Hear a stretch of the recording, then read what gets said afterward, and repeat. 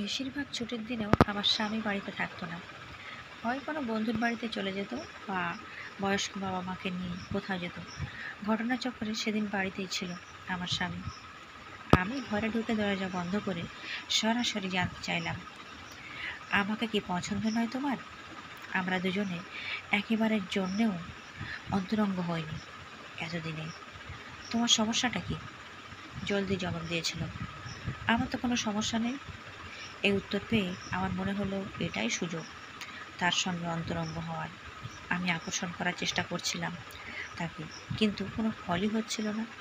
কোনোভাবেই তাকে উত্তেজিত করতে পারলাম না। আমি বুঝতে পারছিলাম না যে এটা নিয়ে কার সঙ্গে কথা বলবো। একদিন হঠাৎ করে জানতে পারলাম যে সে নপুংসক। বিয়ের আগে ডাক্তাররা এটা তাকে নিশ্চিত করেছিল। সে নিজে আর তার বাবা মা সব কিছুই জানতেন, কিন্তু আমাকে কিছু জানানো হয়নি। আমাকে ধোঁকা দেওয়া হয়েছে। আমি সত্যিটা জেনে ফেলেছিলাম, কিন্তু তার কোনো লজ্জা ছিল না এটা নিয়ে। তারপরেও কখনো সে নিজের ভুলটা স্বীকার করেনি। কেউ শুনল না আমার কথা। সমস্ত নারীদের সামান্য ভুল চোখকেও বড় করে তুলে ধরে, কিন্তু কোনো পুরুষের যদি কোনো ভুল হয় সেক্ষেত্রেও দোষটা আসে মেয়েদের উপরেই। আমার আত্মীয়রা পরামর্শ দিল, শারীরিক মিলনটাই তো জীবনের সব কিছু নয়। তুমি বাচ্চা দত্তক নেওয়ার কথা ভাবছো না কেন?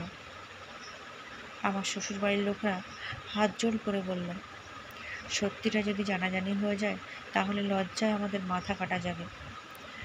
আমার পরিবার বলে দিল, এটা তোমার ভাগ্য। তবে যে কথাটা আমার স্বামী বলল তাতে আমি হতবাক হয়ে গিয়েছিলাম। তোমার যা ভালো লাগে করতে পারো। যদি মনে করো তাহলে অন্য কোনো পুরুষের সঙ্গেও শুতে পারো।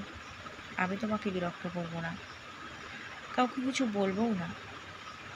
তা থেকে যদি তোমার সন্তান জন্ম নেয় তাকে আমি নিজের সন্তান বলেও মেনে নেব।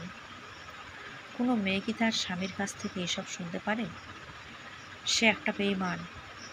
নিজের আর পরিবারকে লোক লজ্জা থেকে বাঁচানোর জন্য ওইসব বলছিল। আমার পা জড়িয়ে ধরে স্বামী বলেছিল, প্লিজ এটা কাউকে বলো না, আমাকে ডিভোর্সও দিও না। সে যেসব উপদেশ দিয়েছিল আমি সেগুলো কল্পনাও করতে পারি না। আমার ভবিষ্যৎ, আমার সামনে দুটো রাস্তা খোলা ছিল। হয় তাকে ত্যাগ করা, অথবা তাকে নিজের জীবনসঙ্গী রেখে দিয়ে আমার নিজের ইচ্ছা আকাঙ্ক্ষাগুলোকে ত্যাগ করা। শেষমেশ আমারই জয় হলো।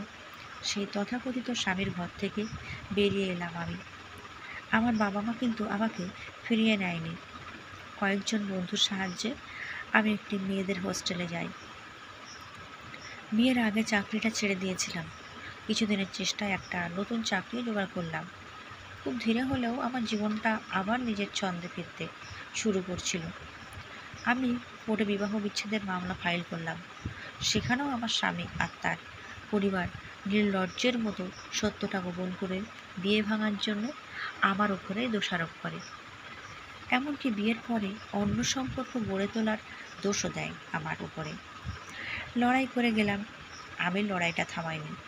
নিজের মেডিকেল পরীক্ষা করায় 3 বছর লেগে গিয়েছিল বিবাহ বিচ্ছেদ পেতে। আমার যেন পুনর্জন্ম হলো। আজ আমার 40 বছর বয়স, কিন্তু আমি এখনও কুমারী।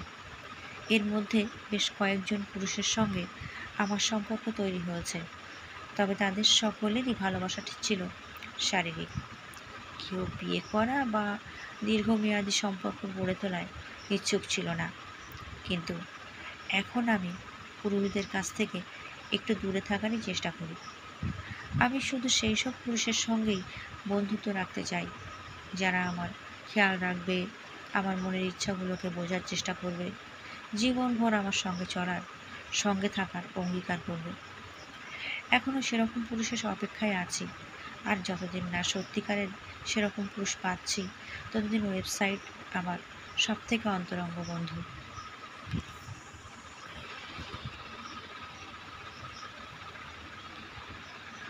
ভিডিওটি ভালো লাগলে ভিডিওতে একটা লাইক দেবেন আর চ্যানেলটিকে সাবস্ক্রাইব করে নেবেন।